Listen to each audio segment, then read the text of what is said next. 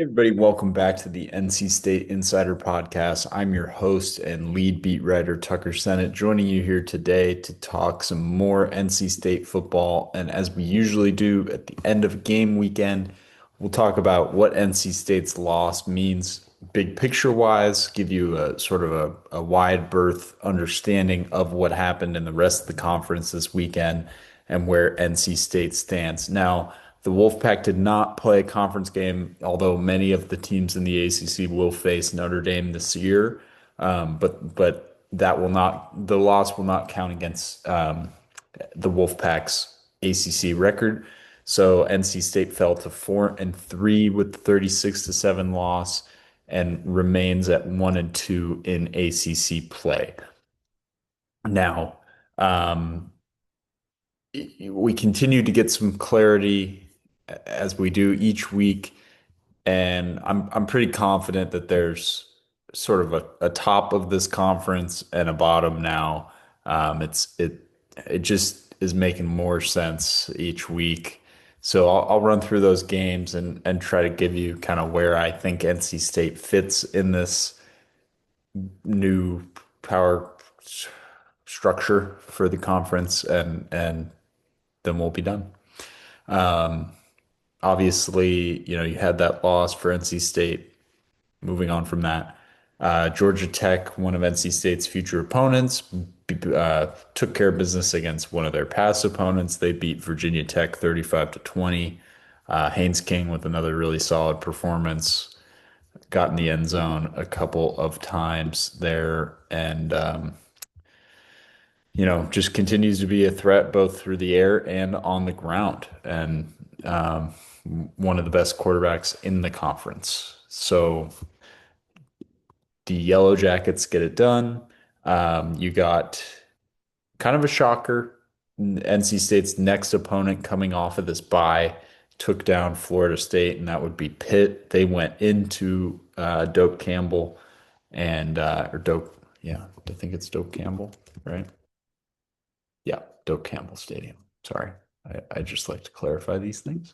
Went into Doak Campbell, beat Pittsburgh 34 to 31. They found their quarterback in Mason Heinschel. He threw for over 300 yards again, threw for a pair of touchdowns in this game. Just a really impressive performance by the Panthers. That one's looking a little tougher for NC State now than I initially thought. I thought that might be the winnable game in addition to the North Carolina game. Now it's looking more likely like that Florida State game, which we talked about at the beginning of the season being more of a winnable game, and then that became a less winnable game. We're sort of reverting back to that being a winnable game because the Seminoles look like a little bit of a mess right now on both sides of the football. They made a valiant effort and stayed in this game, but couldn't get it done. And you know, I I don't I don't think the Wolfpack will be a favorite in that game, but I do think that they have a better shot than a lot of people are likely to give them, just based on the direction this season is going for Florida State. And that could be another head coaching opening. We're getting to the point where there's going to be more power conference head coaching openings than I've seen that I can remember. If this is the year that NC State is looking to make a change, there's going to be a lot of competition on the market. There's going to be some coaches moving around, and things are going to get real interesting here as the season moves along. After Penn State just fired James Franklin, there's a lot of guys on the move. So we'll see what NC State decides to do in that regard, but that's a conversation for a later time. Let's keep it focused on the now. SMU took down Stanford 34 to 10. That game really has no implications on NC State. SMU sort of starting to turn things around in ACC play. They're up to 2-0 in the conference and looking a little bit more competitive as the season moves on. Wake Forest is playing some pretty solid football. They had to make a change at the quarterback position this week. Went with Deshaun Purdy at the spot, and he rewarded Jake Dickert with 4 touchdowns. Damon Claiborne got back on track. And the Demon Deacons went into Oregon State and just throttled the Beavers in Corvallis 39-14.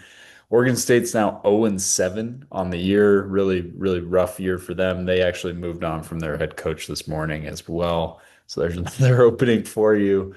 And that Wake Forest win for the Pack is starting to look a little bit better. Wake Forest is a team that's now 2 wins away from bowl eligibility after being picked to finish dead last in the ACC. And finally, the kind of a short weekend for the ACC. A lot of teams off this weekend, but you had Clemson playing Boston College. They have bounced back in a big way. Got a 41-10 win over the Golden Eagles.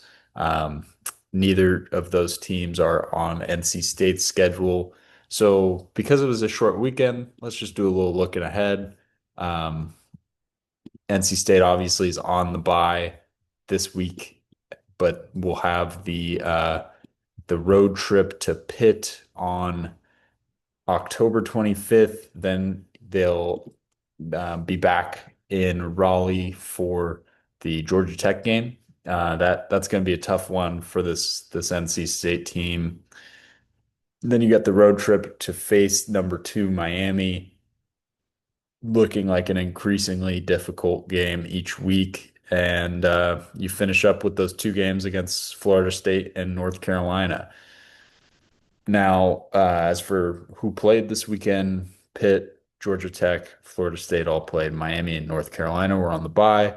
We'll continue to monitor what's going on in Chapel Hill, as that does have an effect on NC State. This all this stuff is interconnected, as we move through the season.